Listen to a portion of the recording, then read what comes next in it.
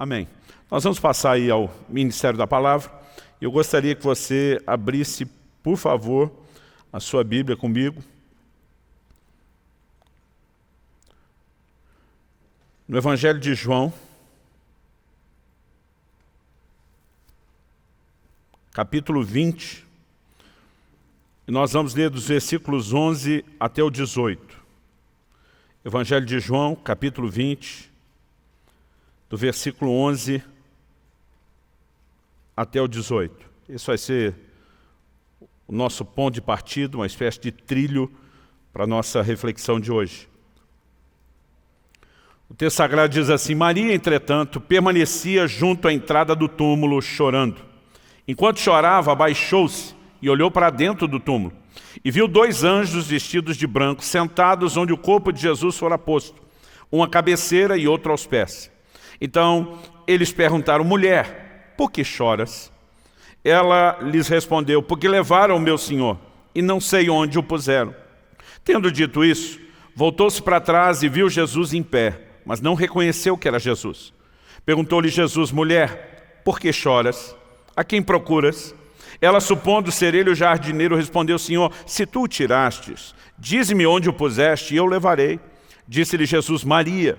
Ela, voltando-se, lhe disse em hebraico Rabone, que quer dizer mestre. Recomendou-lhe Jesus: não me detenhas, porque ainda não subi para meu Pai.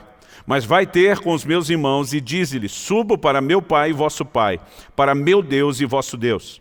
Então saiu Maria Madalena anunciando aos discípulos: viu o Senhor, e contava que ele lhe dissera estas coisas.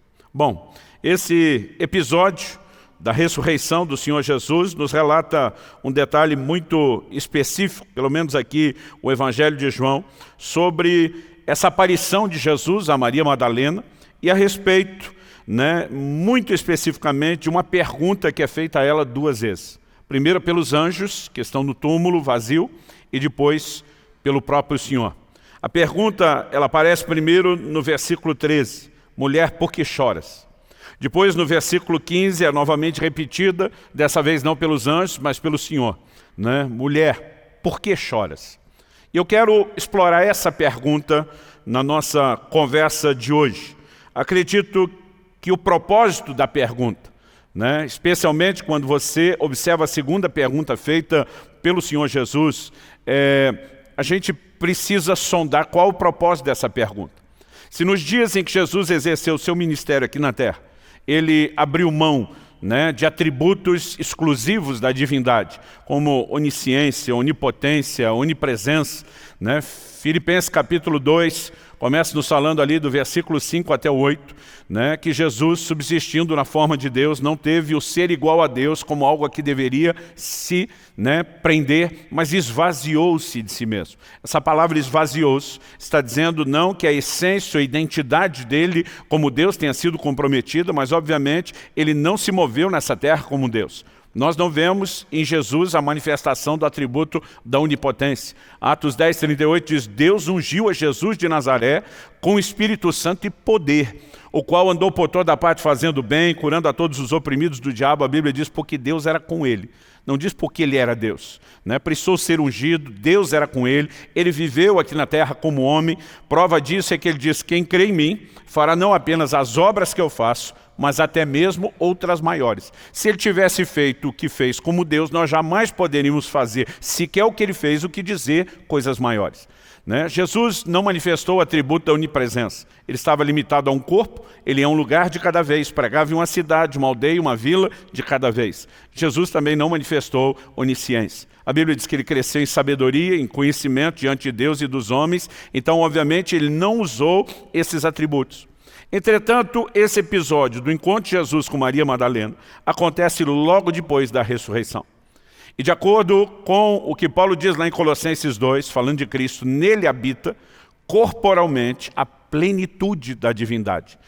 Se por um instante nós podemos dizer que Jesus abriu mão desses atributos, é inegável que após a sua ressurreição, aliás, a visão de João no Apocalipse a respeito de Jesus confirma isso, que ele não era mais aquele homem, né, aquele simples galileu andando com eles, mas, obviamente, essa manifestação de tudo aquilo do qual ele temporariamente abre mão lhe é restituído. É esse Jesus ressuscitado que agora está fazendo a pergunta para Maria. Ele não precisa da resposta. Aliás, eu diria que mesmo se não fosse o elemento da onisciência, ela seria algo meio óbvio, né? Jesus havia morrido, sido sepultado, ele disse aos seus discípulos que ressuscitariam, eles não conseguiram acreditar, né? Jesus, depois de ressuscitado, lança em rosto a incredulidade do coração deles. A mulher chega, ela se depara com 2 anjos, né, e perguntam para ele, por que você está chorando? A maioria de nós pensaria ou responderia como um bom pentecostal, é para glorificar de pé a igreja, né? Mas ela diz, eu acho que roubaram o corpo, ela não consegue nem pensar ou processar a realidade da ressurreição. Então, é como se ela olhasse para eles e dissesse, vocês não estão dando informação, ela vira para sair e depara-se com o próprio Senhor Jesus, que faz a mesma pergunta. Então é óbvio que ela está chorando, não apenas pela morte do Senhor, mas ela está externando agora uma preocupação. Não basta o fato de ele ter morrido, o corpo desapareceu, alguém roubou. Ninguém pode olhar para isso e dizer, né, que Jesus está tentando descobrir o motivo do choro na percepção lógica, natural, humana e simples. Eu acredito que o propósito dessa pergunta é o que eu classificaria como uma condução a uma análise. Por que choras? Né? É o momento que ele queria que ela parasse e pensasse, eu só estou chorando porque eu estou vislumbrando as coisas numa perspectiva meramente humana e não divina. O choro é algo curioso, né? A gente pode tentar trazer a definição técnica, mas eu prefiro a leiga. A definição técnica, eu juntei algumas definições, seria algo mais ou menos assim, é o reflexo psicogênico resultante da interação entre as áreas do sistema límbico, alguns nunca tinham ouvido a palavra límbico até hoje, do sistema límbico do cérebro, que regula as experiências conscientes das emoções internas e as respostas fisiológicas. Alguém diz, chorar durante um tempo libera oxitocina e opioides endógenos. Você já sabia disso, Farla? Também conhecidos como endorfina. Esses produtos químicos sensíveis podem te ajudar a aliviar a dor física e emocional. Isso aqui é o jeito técnico deles explicarem o que a gente, de uma forma leiga, diria. É uma forma de expressar ou transbordar as emoções, é uma espécie de válvula de escape. A verdade é que o ser humano foi criado por Deus com essa estrutura que envolve muitas vezes o choro. Não apenas por tristeza, né? Alguém pode chorar por emoções fortes, raiva, indignação, existe o choro de alegria, né? Nós muitas vezes tentamos mapear isso. Nos homens choram menos, as mulheres choram bem mais, isso não é uma crítica, é um elogio, né? E elas muitas vezes nem elas sabem explicar por que é que elas estão chorando, né? Há muitas possibilidades, mas quase sempre é o transbordar das emoções. Deus nos criou com essa estrutura, essa realidade. Eu diria que talvez a maior parte das vezes o choro não tem a ver com boas emoções, né? Seja uma indignação, raiva, injustiça, seja tristeza, seja dor, desespero. No entanto, nós não podemos limitá-lo apenas a emoções ruins, mas a maior parte do contexto, do tempo, o contexto é esse. A realidade do choro será mudada um dia, né? Não quero me dar o luxo aqui de tentar esgotar a teologia do choro, mas eu gostaria que a gente pensasse um pouquinho algumas coisas do que a palavra de Deus nos diz. Essa realidade vai ser mudada um dia. Isaías 25:8 é uma palavra e uma profecia futura de estragará a morte para sempre, e assim enxugará o Senhor Deus as lágrimas de todos os rostos. Em Apocalipse 7:17, a Bíblia diz, pois o cordeiro que se encontra no meio do trono os apacentará e os guiará para as fontes da água da vida, e Deus lhes enxugará dos olhos toda a lágrima. No entanto, essa é uma promessa futura, que ainda não teve o seu cumprimento, né? E por não ter se cumprido ainda, nós precisamos reconhecer que nesse tempo, aqui na terra, enquanto aqui estamos, essa realidade não mudou, né? A verdade é que Paulo em Romanos 12:15 diz, alegrai-vos com os que se alegram e chorai com os que choram. Ele não apenas está dizendo que nós vamos ter gente do nosso meio, na vida cristã, entre os nossos irmãos, da família da fé, chorando, mas ele está dizendo assim, como de vez em quando nós vamos lá fazer festa, nos alegrando com quem está alegre, em total solidariedade. nós também precisamos chorar com aqueles que choram. Então ele não só não condena aqueles que choram, mas ele ainda nos instrui, não os deixe chorando sozinho, vá fazer companhia, né? Una-se a eles, porque isso é parte da nossa realidade, não apenas a realidade da vida de qualquer um, nós podemos destacar da vida cristã, e eu diria faz parte até do ministério. Em Atos, no capítulo 20, quando o apóstolo Paulo está reunido com os presbíteros de Éfeso, né, ele faz duas afirmações, uma no versículo 19, quando ele diz, servindo ao Senhor com lágrimas, outra no versículo 31, quando diz, não cessei de admoestar com lágrimas a cada um. Né? Então, nós precisamos reconhecer, o choro é parte da vida cristã, da dinâmica do nosso relacionamento com Deus e até do serviço que fazemos para Ele, mas eu quero tomar justamente essa pergunta que Jesus faz a Maria Madalena. Por que choras? Né? E destacar que, pelo menos, isso é o que nas últimas semanas Deus mexeu muito comigo a respeito desse assunto, me fazendo analisar algumas verdades a respeito do choro, porque às vezes nós enxergamos um quadro parcial e não o quadro completo. E quando nós só enxergamos uma parte de algo, nós desenvolvemos uma crença limitada, incompleta, baseada naquela parte. Né? Então, por exemplo, nós vamos encontrar textos na Bíblia, e eu daqui a pouco vou mencionar ele, como segundo livro de Reis, capítulo 20, verso 5, quando a Bíblia fala de Ezequias, que depois de receber um decreto de morte, vira para a parede, chora, clama ao Senhor, e depois Deus manda o profeta Isaías dizer, eu vi as tuas lágrimas. E aí você pega um versículo como esse e diz, Deus está enxergando as nossas lágrimas. Só que o problema é que às vezes nós criamos toda uma teologia em cima de uma declaração que tem um contexto. Né? Quase como se as lágrimas fosse algo tão poderoso a ponto da gente criar canções que mandam a gente chorar, gemer, né? E a gente passa a valorizar aquele ato em si. No entanto, há momentos onde Deus claramente ignora o choro. E ele faz questão de dizer isso. Malaquias 2,13 ele diz, vocês cobrem o meu altar com choros, com gemidos, com lágrimas. E basicamente, traduzindo uma linguagem mais atual, Deus diz, eu não estou nem aí para vocês, para a oferta que vocês estão oferecendo. Por quê? Porque nós desenvolvemos uma visão errada, como se fosse o poder das lágrimas, e não uma atitude correta, que pode ou não estar presente quando nós choramos. As nossas definições de certo e errado, muitas vezes, são limitadas apenas a analisar uma ação, e muitas vezes nós deixamos de lado a motivação. Se você perguntar à maioria dos crentes, pregar é certo ou errado? Eu acredito que a maioria de imediato vai dizer, é certo, mas você pode fazer a coisa certa com a motivação errada. Alguém pode estar fazendo aquilo, né, visando somente seu próprio ego, reconhecimento, né, pode estar cheio de orgulho naquilo que faz, e uma atitude certa, ela passa a ser algo errado, porque não tem as motivações corretas. Então, eu gostaria de tentar analisar, primeiro o contexto do próprio texto, da pergunta de Jesus, que quando questiona ela, por que choras, ele está dando evidência de a razão pela qual você está chorando, né, não é mais o motivo pelo qual você deveria chorar. Por quê? Embora ela não tivesse essa informação, essa perspectiva, ela está chorando um morto que já não está mais morto, ressuscitou. Ela está chorando a suposta perda de um corpo que não se perdeu, ele está ali na frente dela. E Jesus, ao questionar por que choras, ele está tentando abrir os olhos dela para que ela perceba que é uma realidade diferente. Esse é um aspecto que eu quero explorar dentro da nossa questão do choro. Eu definiria ele como choro sem um motivo real. Mas depois eu quero explorar em outros dois pontos.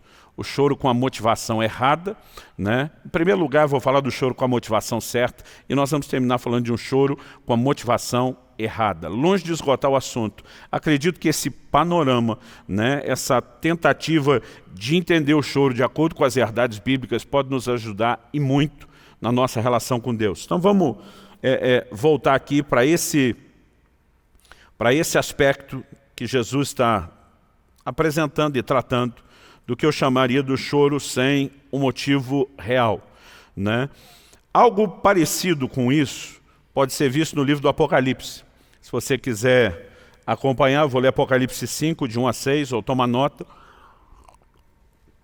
O texto sagrado diz assim, vi na mão direita daquele que estava sentado no trono um livro escrito por dentro e por fora, de todo selado com 7 selos. Vi também um anjo forte que proclamava em grande voz, quem é digno de abrir o livro e de lhe desatar os selos? Ora, nem no céu, nem sobre a terra, nem debaixo da terra, ninguém podia abrir o livro, nem mesmo olhar para ele. E eu chorava muito, porque ninguém foi achado digno de abrir o livro, nem mesmo de olhar para ele. Todavia um dos anciãos, aqui uma referência a um dos 24 anciãos, todavia um dos anciãos me disse, não chores, eis que o leão da tribo de Judá, a raiz de Davi, venceu para abrir o livro e os seus 7 selos. Então vi no meio do trono e dos 4 seres viventes, e entre os anciãos de pé, um cordeiro, como tendo sido morto. Ele tinha 7 chifres, bem como 7 olhos, que são os 7 Espíritos de Deus, enviados por toda a terra. O texto vai nos mostrar, né, que Jesus é aquele que não apenas foi considerado, mas declarado digno de abrir o livro com seus selos. Mas o interessante é que João se depara com uma realidade. Ninguém, nem no céu, nem na terra, nem debaixo da terra, pode abrir o livro. Ele entra em desespero. Talvez por de alguma forma ter entendido que a abertura do livro era algo importante, né? Talvez por alguma explicação que no relato resumido não tenha, nós não sabemos dizer, mas ele está chorando muito. Até que um dos 24 anciãos se dirige a ele para dizer, não chores. Né? E eu gosto que logo depois dessa declaração, a afirmação é, então vi. Em outras palavras, depois da palavra dele, consegui enxergar aquilo que eu não estava enxergando. Então vi um cordeiro. Né? Eu gosto dessa linguagem da Bíblia. Lógico, eu quando criança tinha dificuldade com as questões de literalidade. Eu imaginava literalmente um cordeiro de pé. Né? Não era nem nas 4 patas. Mas essa terminologia do cordeiro aponta para o sacrifício de Cristo. Né? Interessante que, embora ele veja um cordeiro, né, há uma referência a ele como o leão da tribo de Judá. E nesse momento ele tem o entendimento de Cristo. Na tipologia ele vai ver 7 chifres, 7 olhos, quer dizer, isso não é nenhum cordeiro comum, que são todos simbólicos, falando, né, da ação dos 7 Espíritos de Deus agindo em toda a terra. A verdade é que ele está diante de uma perspectiva equivocada. Ele está chorando como quem diz, ninguém nunca vai poder abrir esse livro. O ancião diz, calma, essa era a realidade, até que Cristo foi providenciado. Né? E eu gosto dessa expressão, então vi. Né? Há determinados momentos, nós podemos destacar Agar chorando e lamentando no deserto, assim como seu filho, e a Bíblia diz que ela está orando a Deus, e a Bíblia não diz que Deus abriu uma fonte. A Bíblia diz que Deus abriu os olhos dela, e ela viu a fonte. Né? Na verdade, ela estava chorando porque não sabia da fonte, porque não tinha enxergado aquela outra realidade. Então, o quadro dela, a interpretação dela da situação está equivocada. Ela está chorando pela sua perspectiva. Deus abre os olhos dela para mostrar a perspectiva não é essa que você está enxergando. Há momentos na minha e na sua vida onde talvez o questionamento dos céus seja, por que choras? É como se Deus dissesse, o motivo pelo qual você acredita que deve chorar não é bem esse. Há uma outra perspectiva, há uma outra forma de enxergar isso. E eu e você precisamos entender e considerar isso como algo que, à medida que vai se repetindo ao longo da Bíblia, significa que na minha e na sua vida, eu e você podemos também lidar com isso. Né? Essas histórias, esses episódios não estão narrados apenas para que a gente saiba o que aconteceu. Eu gosto de quando Paulo fala aos Coríntios a respeito de detalhes na vida do povo de Israel. Isso inclui o que nós acabamos de mencionar de Agar. Essas coisas lhes aconteciam e foram escritas para advertência nossa, para nosso exemplo de quem são chegados os fins dos tempos. Deus quer nos ajudar a entender algumas coisas. Então nós estamos no meio de uma crise mundial, né? No meio de uma pandemia que ninguém sabe para onde vai, quando muda, como as coisas serão. E obviamente que nós encontramos gente apavorada no meio disso tudo. Alguns estão agindo naquele limite da responsabilidade, de preocupações que deveriam ter. Mas alguns estão adentrando um terreno do pânico que, tendo palavras e promessas de Deus, não deveriam ter. Um nível de medo e preocupação, de choro e desespero que não deveria ter. Outro dia alguém falou, pastor, eu não sei se eu vou ter o que comer. Falei, esse é o nível de preocupação que você não deveria. E eu não estou falando só o fato de que você está inserido numa família onde nós deveríamos nos ajudar uns aos outros, mas há promessas de Deus. O salmista diz, eu nunca vi o justo desamparado, nem a sua descendência a mendigar o pão. Se você não quiser acreditar nisso, meu querido, é com você. Eu tenho uma palavra de Deus. Essa é a perspectiva de Deus sobre a minha vida e ponto final. Eu me recuso a enxergar qualquer coisa que seja diferente disso. Então, é lógico que a gente olha para Maria, a gente olha para João, e cada um teve uma explicação. Jesus está questionando a ela, por que você está chorando? E se revela ressuscitado e diz, seu motivo de choro não tem a menor necessidade de você continuar acreditando nele. Eu estou te dando agora outro quadro. João, a mesma coisa. Agora, quando eu e você não temos explicação, a pergunta é, será que eu e você podemos ter uma outra perspectiva? Sim, uma das formas de tê-la é pela palavra de Deus. Não há promessa nenhuma na Bíblia dizendo que eu e você não enfrentaríamos dificuldade ou problema, mas há promessas claras dizendo que a gente nunca estaria desamparado. Então, o que eu não entendo é, às vezes, ou você tem aquele super crente de um lado que quer pregar um evangelho onde parece que nunca vai ter problema, isso também não é bíblico, mas parece que o contraponto a isso, em vez de um meio termo, é aqueles que vão para outro extremo e só acreditam no trágico e no pior, e parece que nós estamos nivelados com qualquer ímpio. Meu querido, eu e você temos a presença de Deus, a mão do Senhor à nossa disposição, nós temos promessas e nós precisamos acreditar nisso. Outro dia um falou, não pastor, se eu tiver que confiar nos irmãos, eu estou perdido. Falei, tá mesmo, deveria estar confiando em Deus, porque se não tiver ninguém para te ajudar, Ele ainda é o Deus que pode mandar pão e carne por meio de um corvo lá na janela da sua casa. Então sabe, há momentos onde eu e você estamos chorando por coisas que não precisamos.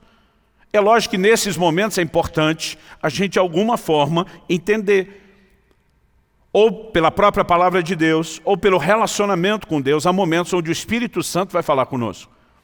Eu já compartilhei várias vezes aqui ao longo dos anos de pastoreamento que quando meu filho Israel nasceu, houve uma complicação muito séria no parto. Né? Ele está vivo por um milagre, são afirmações de médicos que não tinham necessariamente a minha crença. Mas eu me lembro daquele momento, né, onde eu vi todo o quadro piorando, a situação ficando grave, eu estava literalmente desesperado. E o Espírito Santo começou a falar comigo. Ele disse, eu disse a você que te daria um filho. Foi eu que disse o nome que você deveria colocar. E ele começou a me lembrar das coisas que tinha dito. E a forma que ele estava tratando comigo, resumindo, é como se dissesse, você acha que eu estou de brincadeira com você, contigo ou com as suas emoções, que eu teria dito tudo isso se eu não quisesse fazer nada, mas ele colocou diante de mim duas opções. Ele diz, ou você fica aí sentado chorando e enterra o seu filho, ou você se levanta e faz alguma coisa. Então naquele momento eu decidi acreditar, e eu não apenas acreditei, eu tive um surto de fé. E nós vimos Deus fazer um milagre. Agora eu estou dizendo que nós nunca vamos perder alguém. Não, meu querido. Eu sou o filho do meio de 3, que são os que sobreviveram. Era para a gente ter uma irmãzinha, a caçula, foi a quarta a nascer. Ela viveu 2 dias e faleceu. Isso pode acontecer nas nossas casas agora, seja pela palavra de Deus ou quando o Espírito Santo está dando uma outra perspectiva, é a hora que a gente tem que entender. Então, eu não tenho razão para continuar chorando. Eu preciso enxergar e acreditar naquilo que Deus está me mostrando. Quem está entendendo, diga amém. Repito, não estou dizendo que não vamos chorar. O próprio Jesus chorou, gente. Aliás, deixa eu fazer um comentário interessante. Jesus chorou, eu acredito, muito mais em caráter de desabafo, né, do que de perda. Porque quando avisaram ele, Lázaro está enfermo, né, Jesus afirma, essa enfermidade não é para a morte, é para a glória de Deus. Mas depois alguém fala alguma coisa mais com ele e diz, Lázaro dorme, mas nós estamos indo despertá-lo do sono. Então, eu não consigo imaginar Jesus chorando a morte de alguém que ele sabe que vai levantar de novo. No entanto, de alguma forma, Jesus se identifica com a dor da humanidade diante das suas perdas. De alguma forma, Jesus entende o quão sério foi a gravidade, os danos e as consequências do pecado, a ponto de ter trazido morte física. Tanto que a obra de Cristo envolve no desfecho pleno da redenção, a ressurreição dos corpos. E Jesus, naquele momento, chorou. Eu e você vamos ter situações que vão nos comover, que vão nos entristecer, que vão nos incomodar. E eu não estou dizendo que a gente não possa. Ouvi uma vez um pregador dizendo que Jesus, mesmo sabendo que ia ressuscitar Lázaro, se reservou o direito de dar uma choradinha antes. Agora, o que eu e você precisamos entender é quando estamos chorando por coisas que não precisaríamos. Quando poderíamos ter uma postura, um posicionamento, né, distinto, diferente, uma atitude de fé. Davi e os seus homens chegam em Ziclag, 1 Samuel 30, nós lemos a respeito disso. Descobre que a cidade foi destruída, incendiada. Todas as mulheres e os filhos de todo mundo foram levados cativos pelos amalequitas. A Bíblia diz que eles choraram até não ter mais forças para chorar. Às vezes alguém para de chorar porque foi consolado, mas a Bíblia está dizendo que eles pararam porque não tinha mais força de continuar chorando. Em algum momento, no entanto, a Bíblia diz que Davi se fortaleceu no Senhor seu Deus. E ele consulta o Senhor. Perseguirei os amalequitas? E Deus responde, sim, vai para cima deles, cai para dentro. Aí ele faz uma segunda pergunta. Eu vou alcançá-los? Estavam com dias de dianteira, numa época que a locomoção era muito limitada. E o Senhor responde, sim, você vai alcançá-los. Davi fez 2 perguntas e Deus deu 3 respostas. A terceira, acredito que ele não estava com coragem de fazer. Deus diz, e tudo você vai recuperar. Em outras palavras, está todo mundo vivo, a realidade é diferente, eu vou restituir, eu vou mudar esse quadro. Então, há momentos onde Deus quer lidar conosco. E isso aconteceu num relacionamento personalizado. É por isso que eu e você precisamos fortalecer e desenvolver o relacionamento com o Espírito Santo. Ouvir Deus, uma resposta de Deus, uma direção de Deus sobre algum assunto não deveria ser privilégio ocasional de poucos. Nós podemos viver nesse lugar. Em segundo lugar, falando dos tipos de choro aqui, eu quero falar daquele choro com a motivação certa. Já falei antes que a questão do certo e errado não se trata apenas do que se faz, mas do como ou do porquê. Então vamos lá. O choro é uma orientação, eu diria até mais do que isso, em alguns momentos é uma ordem, uma ordenança divina. Em Tiago capítulo 4, nos versículos 9 e 10, nós lemos assim, afligi-vos, lamentai e chorai. Converta-se o vosso riso em pranto e a vossa alegria em tristeza. Humilhai-vos na presença do Senhor e Ele vos exaltará. A palavra de Deus fala que Deus é aquele que converte a tristeza em alegria, mas aqui Ele está dizendo, eu quero que vocês convertam o riso em pranto e a alegria em tristeza. Deus está dizendo, para de festa e agora vocês vão chorar. Por que Ele está chamando o povo a um ato de aflição, de lamento e de choro? O texto diz, humilhai-vos na presença do Senhor e Ele vos exaltará. Aqui, se você observar o contexto, Deus está falando de pecado. Agora, o choro, e verdade seja dita, é apresentado aqui como um imperativo, chorai, é uma ordem. Então o choro não apenas faz parte da vida cristã, mas em alguns momentos deveria ser algo que a gente considere como não só uma expectativa de Deus, mas uma ordenança de Deus. Houve pecado, nós precisamos chorar e prantear diante de Deus. O choro, eu acredito que ele fala tanto de arrependimento como de humilhação. Pastor, o arrependimento já não está implícito que tem humilhação, sim, mas nem toda humilhação é arrependimento. Então eu vou destacar os 2. Quando arrependidos, estamos lá prostrados, nos humilhando diante do Senhor, a humilhação está junto, mas há momentos de humilhação onde choramos e nós não estamos nos arrependendo, porque o arrependimento envolve a admissão, o reconhecimento de erro, de tropeço ao pecado. Mas eu já chorei diante de Deus por situações que eu não fazia ideia de como lidar com aquilo. Não tinha pecado envolvido. Mas eu dizia, Senhor, eu não tenho noção do que fazer, do como fazer, eu não tenho nem apenas a informação de como conduzir, talvez nem a força para conduzir o processo, e ali diante de Deus chorando, está dizendo, eu me humilho, eu estou admitindo falência, e com isso eu estou demonstrando dependência e confiança. Eu preciso do Senhor, eu preciso da sua intervenção, eu preciso do socorro do alto. Porque muitas vezes o que nos leva a chorar não é mero e simplesmente um ato de tristeza, mas às vezes nós estamos naquele limite do desespero, dizendo para Deus, ou o Senhor faz, ou nada vai acontecer. Eu acredito que é por isso que Ana chorava diante de Deus, a ponto de mal balbuciar as palavras nas suas orações. Mas naquele ato de humilhação, o texto é claro, humilhai-vos na presença do Senhor e Ele vos exaltará. Então seja uma restauração que vem depois do arrependimento, seja uma intervenção que vem depois da humilhação, nós podemos dizer que é um choro certo, com a motivação certa, feito da forma certa, que produz resultados. E quer a gente fale de arrependimento, humilhação, os 2 estão refletindo dependência de Deus.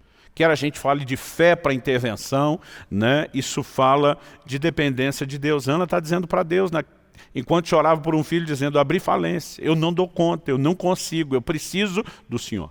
Agora a pergunta é, o choro pode provocar mudanças? Nós vamos encontrar exemplos bíblicos disso.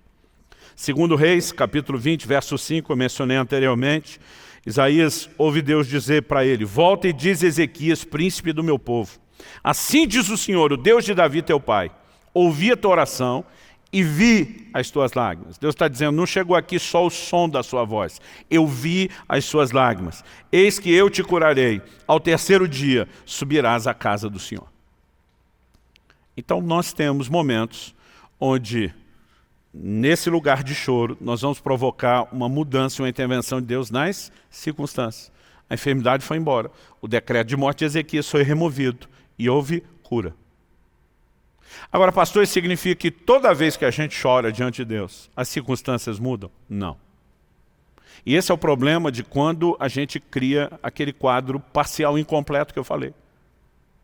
Porque eu já vi gente baseado nesse assunto de que Deus viu as lágrimas, sugerir que toda vez que a gente ora, Deus vai mudar a circunstância. Eu quero te dizer, isso não é verdade. Aliás, eu escolhi o exemplo mais contundente possível para te mostrar que não é verdade. O livro de Hebreus nos fala, no capítulo 5, nos versículos 7 a 9, nos fala a respeito de Jesus. Olha o que o texto diz. Hebreus 5, de 7 a 9. Ele, Jesus, nos dias da sua carne, tendo oferecido com forte clamor e lágrimas, orações e súplicas a quem o podia livrar da morte. Deixa eu fazer uma pausa. Está retratando o momento do Getsêmani, onde Jesus se angustiou, onde ele diz, estou triste, né? Minha alma está entristecida até a morte. O texto diz assim, e tendo sido ouvido por causa da sua piedade, ele foi ouvido. Embora sendo filho, aprendeu a obediência pelas coisas que sofreu. E tendo sido aperfeiçoado, tornou-se o autor da salvação eterna para todos os que lhe obedecem.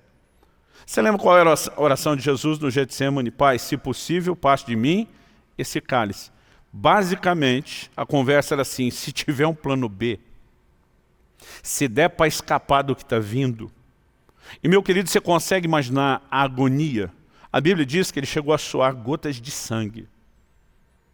O que ele estava para enfrentar, eu acredito que o que assustava não era o aspecto físico da agonia, que foi extremamente, doloroso. Mas você consegue imaginar carregar todos os pecados de todas as pessoas. Se fosse só os meus, se juntasse os seus, se juntasse os do nosso auditório aqui, já era pesado. Mas ele estava assumindo todos os pecados de todos os homens ao longo da história e os que ainda virão, em uma única vez. Ele como homem diz, se possível, passa de mim esse cálice. No entanto, o posicionamento é firme. Contudo, seja feita não a minha, mas a sua vontade. E nesse momento, a Bíblia diz, ele foi ouvido pela sua piedade, mas não foi atendido, porque Deus não passou o cálice. O texto diz que ele aprendeu a obediência por aquilo que sofreu. O texto diz que ele foi aperfeiçoado. Alguns têm dificuldade de aceitar isso. Não, ele era Jesus, o Filho de Deus. Pense nele como um homem que precisa amadurecer para o cumprimento do plano e do propósito de Deus nos mínimos detalhes. Então o que eu percebo, quando a gente olha o exemplo anterior de Ezequias, é que há momentos onde o nosso choro faz com que haja mudança nas circunstâncias. Mas o que eu percebo no Getsêmani é que há momentos onde Deus não muda as circunstâncias, mas Ele nos muda. Jesus aprendeu a obediência, Jesus foi aperfeiçoado. Então eu quero te dizer, o choro certo, com a motivação certa, não é algo perdido. Não é algo desperdiçado. Algo mudará. E se Deus não vai mexer nas circunstâncias, Ele vai mudar a minha, a sua condição, a minha, a sua estrutura, algo vai mudar. Aliás, esses dois exemplos eles precisam ser apresentados juntos. Porque se a gente prega só sobre uma coisa ou só sobre outra, nós não vamos ter a visão completa. Oração na cabeça de alguns crentes é o meio através do qual eu consigo de Deus tudo que eu quero. Isso é verdade? É, mas não ela toda. Porque se você olha o posicionamento de Ezequias, você vai dizer, o foco é esse. Deus está dizendo, olha, você vai morrer dessa enfermidade, você não vai viver, arruma a tua casa. E naquele momento ele diz, não aceito o que o senhor está falando. a minha vontade é viver, eu quero mais. Ele começa a pleitear a sua vontade. E ele foi atendido por Deus. Então nós não podemos dizer que essa definição de oração, o meio através do qual eu consigo de Deus o que eu quero, seja equivocado. Agora, se a gente limitar só a isso, aí bagunçou tudo. Porque o que a gente aprende no outro episódio com Jesus no Getsêmani é que a oração também deveria ser o meio através do qual Deus consegue de nós o que Ele quer. Então a oração não é nem só um, nem só outro. E nem sempre será os dois. Em alguns momentos, nós vamos ter um nível de experiência. Em alguns outros momentos, outra experiência. Assim como quando Jesus falou, para ser simples, né, como a pomba e prudente como a serpente. Ele não está falando de você reproduzir no mesmo momento comportamentos tão distintos e antagônicos. Ele está dizendo que tem hora de ser um e tem hora de ser outro. Os dois, dependendo das circunstâncias, podem ter lugar e espaço para a gente. E na caminhada cristã é a mesma coisa. Eu não entendo por que a gente tem aqueles camarada que se move sempre com a palavra de fé, como se tudo será ouvido e atendido. O caso de Jesus, ele foi ouvido, mas não foi atendido. Agora, Deus sempre vai mudar, se não for a circunstância. Ele nos muda. E nós precisamos acreditar que esse tipo de choro tem resultado. Quem está entendendo, diga amém. Terceiro e último lugar, e aqui a gente encerra. Eu destacaria que tem aquele choro com a motivação errada. Eu falei anteriormente, vou repetir, o mesmo Deus que vê as lágrimas, como ele falou para Ezequias, em alguns momentos ele declara ignorá-las. Isso não é contradição. É perspectiva. Há momentos onde o choro merece a atenção de Deus e há momentos onde ele merece ser ignorado. Por quê? Porque a questão que nós estamos falando no mundo espiritual não é o poder da lágrima. A lágrima é parte de um combo que envolve atitudes e posicionamentos da nossa parte. E elas podem estar presentes em momentos onde o choro é correto, com a motivação correta, produzindo os resultados certos ou não. Malaquias capítulo 2, versículo 13.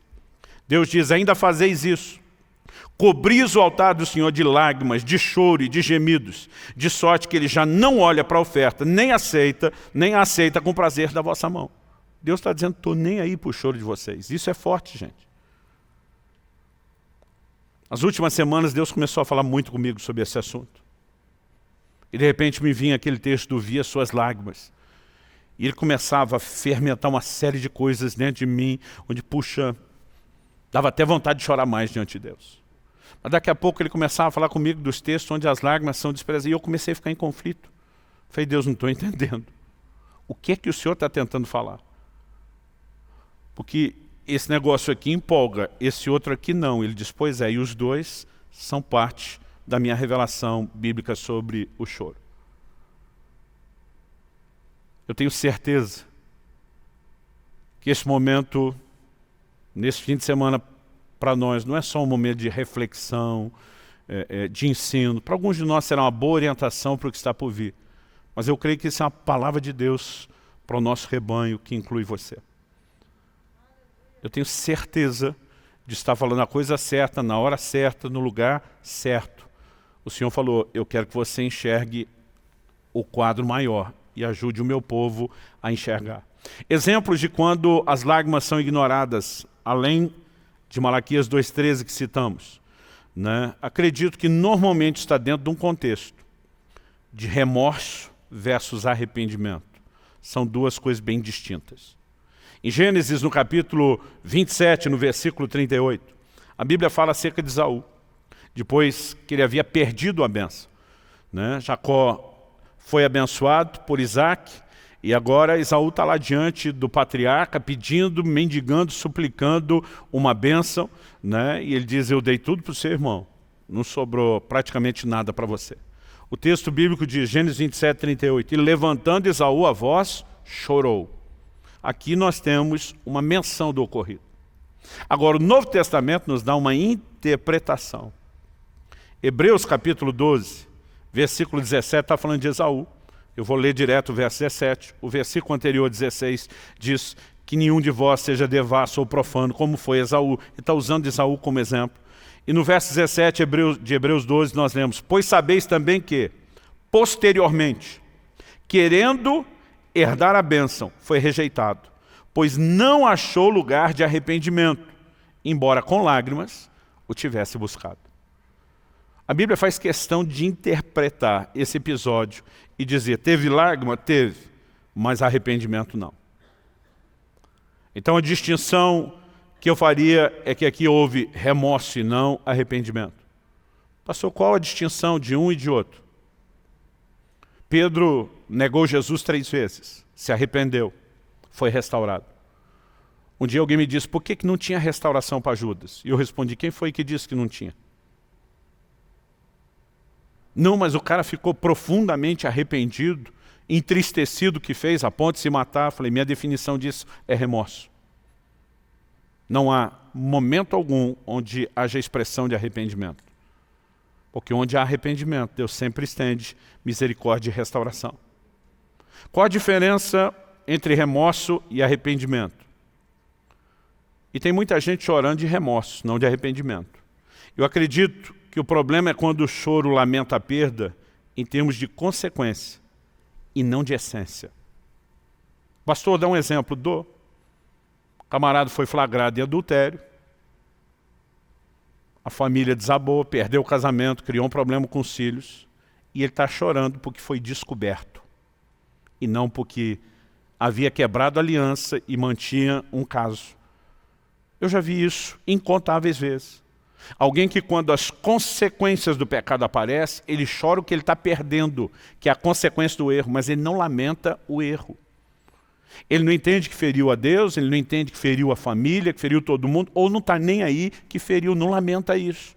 No entanto, ele olha para o aspecto da perda pessoal e ele começa a lamentar só esse lado, deu ruim. E na Bíblia nós vamos ver esse tipo de comportamento. Por exemplo, quando Saul recebe uma palavra do profeta Samuel sobre ter sido rejeitado por Deus, você não vê momento algum ele demonstrar nenhum sinal de arrependimento, de lamento. Num segundo momento que ele é confrontado pela desobediência e pelo erro, Samuel, depois da palavra, vai virando as costas saindo, ele agarra Samuel e diz, fica aqui comigo, me honra diante do povo. O que ele está dizendo? Deus não está comigo? Ninguém está vendo que Deus não está comigo. E é quase como se ele dissesse, não estou ligando muito para isso, mas se você virar as costas e eles verem, vai ficar ruim para mim. Então, ele não está lamentando a perda da essência. Ele só está lamentando a consequência. Se eles perceberem isso, então minha popularidade cai, o respeito diminui. Tem muita gente chorando diante de Deus, mas não com a motivação correta.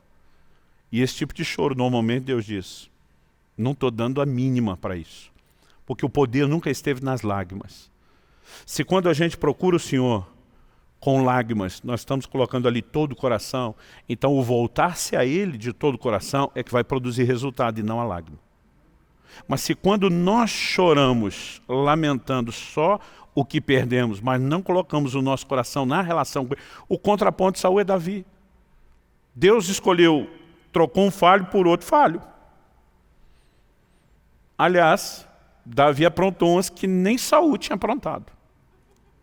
A diferença é a atitude. Olha o Salmo 51, que é um salmo de arrependimento. Depois que Natan confronta Davi pelo seu pecado.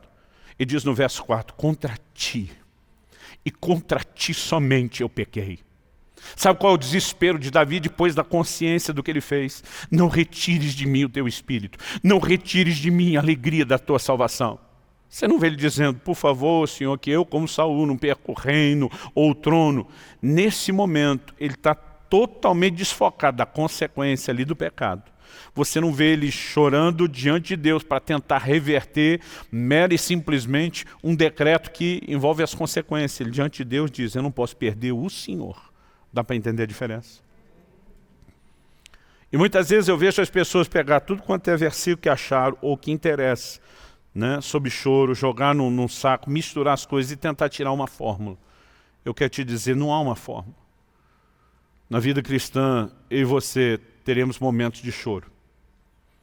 Até que nosso Senhor volte e a morte seja definitivamente vencida, eu e você viveremos momentos de luto. Vamos chorar pela perda de gente querida.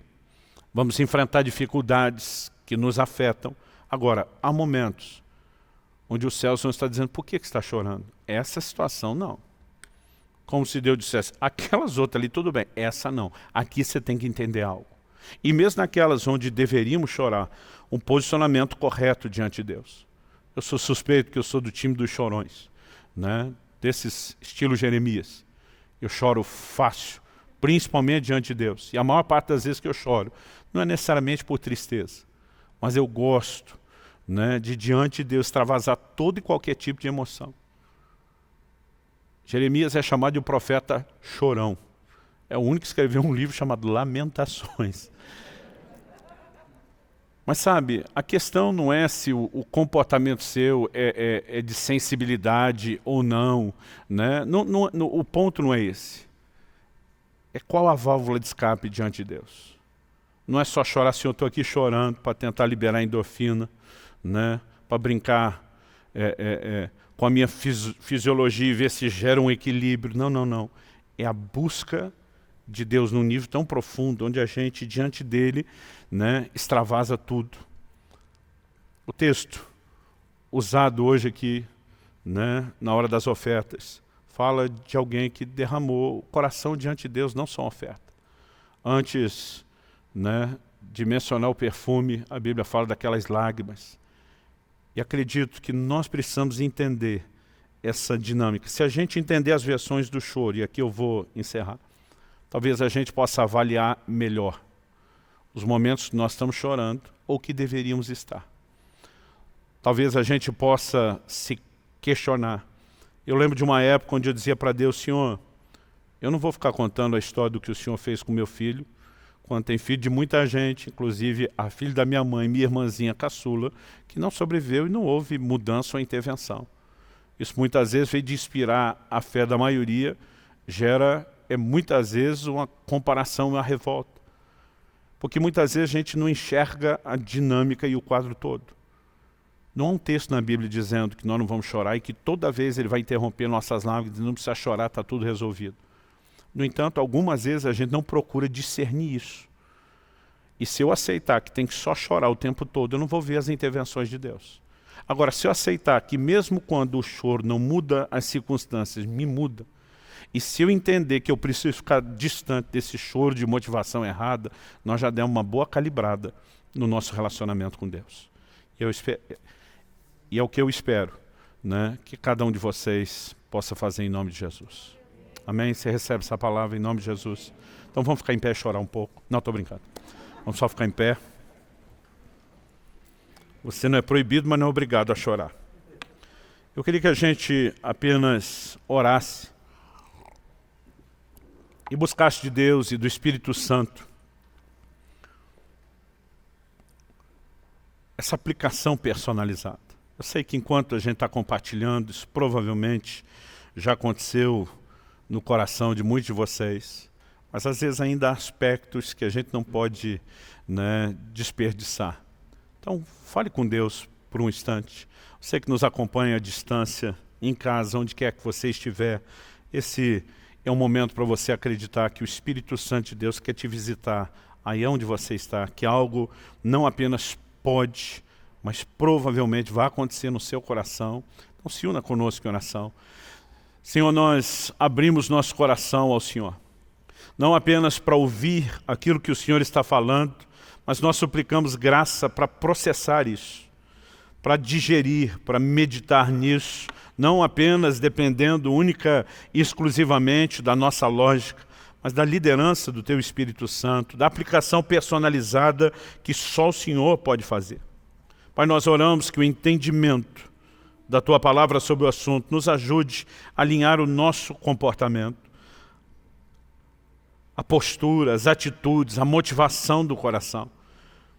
Nós queremos, por um lado, viver essas intervenções que vêm da parte do Senhor e declarações como as que o Senhor fez a Ezequias, eu vi as tuas lágrimas, mas assim como queremos ver circunstâncias mudadas, nós também queremos viver uma experiência como a de Cristo. Aliás, quando a tua palavra diz que devemos ter o sentimento que houve também em Cristo Jesus, isso, acredito, está incluso no pacote. Nós queremos, em alguns momentos, chorando diante do Senhor, mesmo sem ver circunstâncias mudadas, nós queremos ser mudados. Ajuda-nos, guia-nos, Nós clamamos em nome de Jesus. Nessa hora, ó Deus, eu sei que aqueles estão ouvindo uma orientação que no futuro será útil, mas aqueles que nesse momento, agora, me ouvem, estão no momento de lágrimas, estão no momento de dor, de tristeza, de angústia, talvez de desespero. Estão precisando lidar com um tempo, ó Deus, de humilhação diante do Senhor. E nós clamamos que a boa mão do Senhor os socorra, os fortaleça, e que o Teu Espírito, claramente chamado e designado como Consolador nas Escrituras, os fortaleça. Pai, nós oramos que muito mais do que um alívio fisiológico, que nós possamos experimentar o alívio do céu, o socorro e o fortalecimento do alto, e até mesmo as suas intervenções. Aqueles que têm chorado por razões erradas, que possam alinhar e corrigir sua motivação. Que alguns possam transitar do remorso para o arrependimento. Tua palavra mostra muitas vezes alguns chorando em caráter intercessório. Paulo escreve em 2 Coríntios e diz: eu receio que o meu Deus me humilhe e me faça chorar por aqueles que pecaram e ainda não se arrependeram. E nós somos gratos porque há momentos onde alguns intercessores choraram primeiro, choraram em nosso lugar, até que o Senhor encontrasse espaço no nosso coração. Eu sei que há momentos onde alguns de nós precisamos ser conduzidos a esse lugar de choro. Como quando o Senhor fala por meio do profeta Joel, desafiando o teu povo a viver conserto, para que pudesse haver restauração. Eu oro que haja um tempo onde a tua voz ecoe no coração daqueles que estão distantes, e eles possam, à semelhança dos dias de Joel, te ouvir hoje, dizendo: ainda assim, agora mesmo, diz o Senhor, convertei-vos a mim de todo o vosso coração, isso com jejuns, com choro e com pranto. Rasgai o vosso coração e não as vossas vestes, e convertei-vos ao Senhor vosso Deus, porque Ele é misericordioso, compassivo, tardio em ira-se, grande em benignidade, e que se arrepende do mal. Pai, nós suplicamos sabedoria do alto, para essa conduta diária da vida cristã, do relacionamento com o Senhor, com as circunstâncias, o que quer que seja. Nós queremos andar pautados pelas verdades da Tua Palavra, e suplicamos essa liderança e esse auxílio, em nome de Jesus. Quaisquer que sejam as aplicações necessárias que só o Teu Espírito pode produzir nos nossos corações, nós oramos que o Senhor faça isso de modo personalizado. E nós te agradecemos e te damos glória, honra e louvor, em nome de Jesus, em nome de Jesus, e para a glória de Deus. Amém. Amém. Glória a Jesus.